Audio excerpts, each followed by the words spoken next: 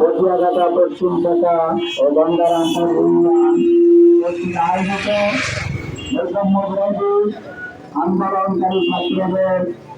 মধ্যে যারা শহীদ হয়েছেন তাদের আত্মার মাতৃরা কামনা এবং অসুস্থদের জন্য দোয়া ও শান্তি সমাবেশের সম্মানিত সভাপতি উপস্থিত দেশপ্রেমিক ভাইয়েরা, আমি আপনাদের সম্মুখে কোরআনুল কারীম থেকে একখানা আয়াত তেলাওয়াত করেছি। আমরা যদি এই আয়াতখানার অর্থের উপরে আমল করতে পারি, আমাদের প্রত্যেকের জন্য ভবিষ্যৎ জীবন অত্যন্ত উজ্জ্বল হবে এবং আজকের পরাজিত দেশত্যাগী আওয়ামী লীগ নেতা কর্মীদের যে পরিণতি, এই পরিণতির শিকার আমাদের কাউকে ভবিষ্যতে হওয়া লাগবে না। আয়াতের মধ্যে ইসলাম হচ্ছে আল্লাহ তাআলা বলেন, ওয়ালা তারকানু ইলাল্লাযিনা যালামু ফাতামাসসাকুমুন নার,